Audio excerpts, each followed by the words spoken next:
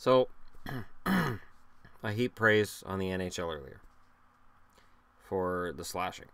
And that video had comments about, and rightfully so, well, what about the face-offs? So I looked into it, because I know they've been calling penalties on face-offs. I wanted to see what their stance was, why they were taking this move, and why now. And I don't understand it either. See, I think the slashing thing is enough.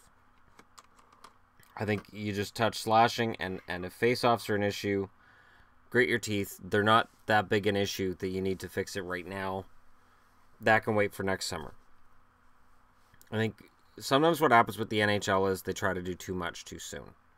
So they'll go from no changes to too many changes. And I'm not saying that's what they're doing here, but I do think that slashing is a big enough change in the whole pattern and feel of the game that you should leave the rest of it alone. For now. The face-off thing is weird. So when you watch a game, there's one of two things you're going to be doing. I know this is one of two things I'm doing. Either I'm sitting there, I'm enjoying the game, and I'm like, all right, cool, this is a good game. Or I'm yelling, what the hell? Just drop the puck.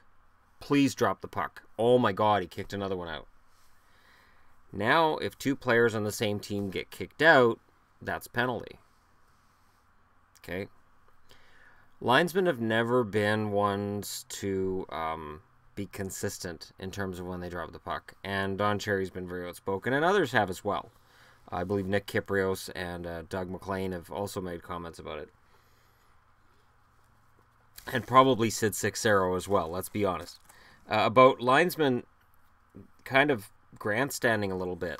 Like, it's almost like they get in that circle and that first guy makes a move or does something he's not supposed to do on a face-off, and that linesman decides, man, I'm ticked. And I'm not dropping this puck till everybody stands still and everybody does what they're supposed to do. And then everybody is getting booted out. And it depends on the linesman. And sometimes it's at the start of a game, the linesman will start doing that, and then it's the whole game like that. And it takes too long to drop the bloody puck. This is a game that's a fast game. It's a fun game. And if a referee is, or not a referee, if a linesman is spending all this time policing dropping the puck, I understand. But in terms of guys worrying about face-offs, I'll put it this way. I can go back to the 80s and look at guys winning face-offs by headbutting their opponents.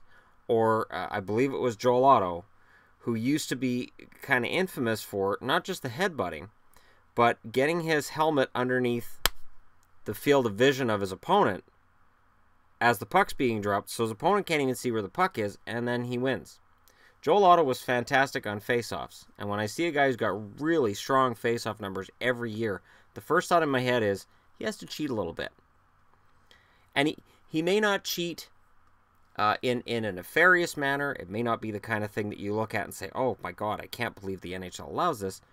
But it's the kind of thing that if you watch him a lot, you go, yeah, did he move a little early? Yeah, probably. Did he interfere with his opponent there? Probably.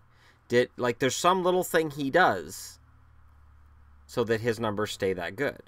Because it really is mainly a 50-50 thing, unless you're a kid in the NHL and you're intimidated by the veterans you're up against. It's not unusual for a young kid in the NHL to have really, really poor face-off numbers, and then they get better as they get older.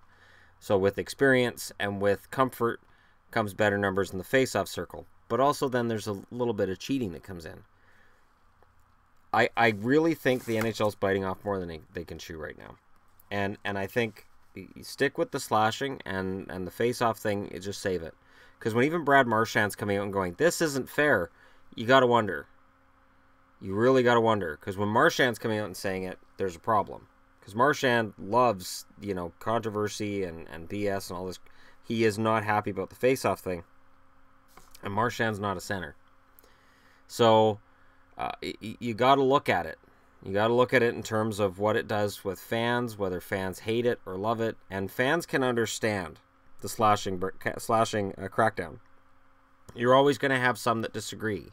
You're never going to have 100% consensus. But in terms of the face-off crackdown, you're not even going to get close to consensus. I would wager that less than 50% of fans want to see penalties being called as delay of game on a guy for moving early on the faceoff. That's because what you're insinuating then is that this is completely on purpose. Sometimes it is. I'm not saying it's not. But it's a slippery slope. Because while we may say, oh, well, you know, I get mad at Anaheim, I get mad at Nashville, I get mad at Pittsburgh, teams that, you know, win series and go further in the playoffs, next thing you know, it's your team being called, and you go, wait a minute, what happened? Well, we had 2 guys thrown out of the faceoff circle. That's the first time that's happened in weeks. We're shorthanded. Goal goes in the net. Oh, well. So, hopefully the NHL has a bit more discretion on this, because honestly, it's crappy, because there are some linesmen in the NHL that really don't impress me during games. There were even a couple that I noticed every time I would hear their name at the start of the game, I'd kind of roll my eyes and go, okay, everybody's getting thrown out of the faceoff circle tonight. So let me know what you guys think.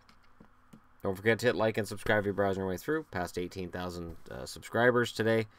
Feels good. I'm glad to know you guys are still enjoying the content, and you're still subscribing, and you're still sticking around. So thank you very much for your support, and I'll talk to you again soon.